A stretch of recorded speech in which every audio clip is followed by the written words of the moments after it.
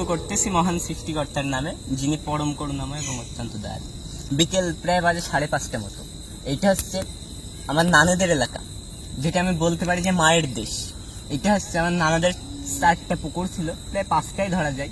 5টা পুকুর ছিল। এই আমি হয়তো গত 1 মাসের অধিক এরকম বৃষ্টির কারণে এরকম প্রতিটা পুকুর প্রায় সমান হয়ে গেছে। শুধু এই জায়গায় এইরকম একটা, আমি যে জায়গায় বসে আছি এইরকম একটা দ্বীপ বলতে পারেন আপনি, যে দ্বীপ আছে।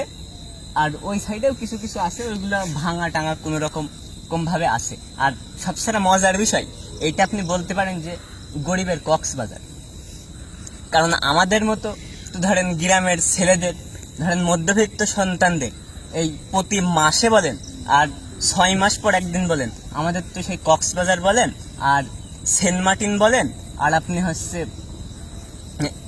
কি বলে সাজেক বলেন, এইরকম ভাবে কিন্তু আমাদের যাওয়া হয় না। হয়তো আমাদের গ্রামের ভিতরে যা আছে এইটাই কিন্তু আমরা নিজেদের সম্পদ মনে করে কিন্তু আমরা উপভোগ করি, আর এইটাই আমাদের মনে হয় যেন মজা হয়। আর আজকে আসলাম মাছ ধরতে। কালকেও এসেছিলাম, কিন্তু কালকে ভিডিও করার সময় সুযোগ হয়নি। আজকে ভাবলাম যে বসে আছি, যেহেতু মাছ কালকে ছাড়া আজকে কম, তাই ভাবলাম বসে আছি যেহেতু একটা ভিডিও করি আর আপনাদেরকে একটু দেখাই। কারণ আমি মনে করি যে প্রত্যেকটা ভালো কিংবা খারাপ মুহূর্ত আপনাদেরকে দেখানো আমার দায়িত্বের মধ্যে পড়ে।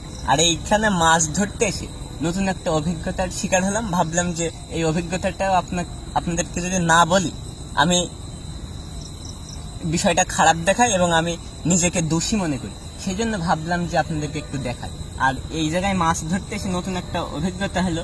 মজার বিষয়, আমি বাইরের দেশে বিভিন্ন চ্যানেলে কিংবা ইউটিউবে দেখি যে বাইরের দেশে কিন্তু শুধু বড়শিতে খাবার দেওয়া লাগে না, শুধু বড়শি দিলেই কিন্তু মাছ পাওয়া যায়। বিশেষ করে আমেরিকাতে কিংবা লন্ডনে, তাছাড়া আপনি হচ্ছে সিঙ্গাপুরে, এইরকম বাইরের দেশগুলোই কিন্তু মাছ এতটা চালাক না।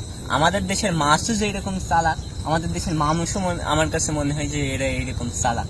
এইরকম বাইরের দেশে মাছ ধরা যে এরকম সহজ, ওই দেশে কিন্তু দুর্নীতিবাজ ধরা কিন্তু সহজ। আর আমাদের মাছে, এই যে আমি আপনাদের এলাকায় কি বলে আমি জানি না, আমার এলাকায় বলে একানি আছে, এটা হচ্ছে পাউরুটি আছে, এর সাথে সে ধানের যে গুঁড়া হয় ওই গুঁড়া আছে, ভাত আছে, এরকম ভাবে দিয়েও কিন্তু আপনার মাছ ধরা যায় না। কেন যায় না? আমাদের দেশের মাছ এইরকম চালাক। আর এই কষ্ট করেও যেরকম ভাবে আমরা মাছ ধরি, এইরকম ভাবে যদি আমাদের দেশের দুর্নীতিবাজগুলো ধরা যেত, আমার মনে হয় যে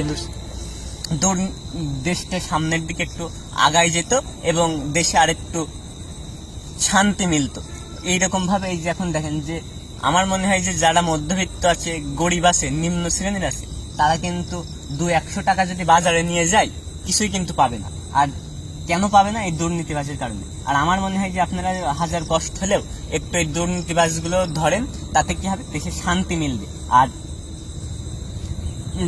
আর একটা কথা বলি যে এইরকম মনোরম পরিবেশে আপনারা সময় সুযোগ পেলে একটু আসেন। কারণ আমার মনে হয় যে আমাদের দেশের সবসময় আমি বলি যে জন্মস্থানকে সেবা করাই আমার কাছে মনে হয় যে একটা ইবাদতের অংশ।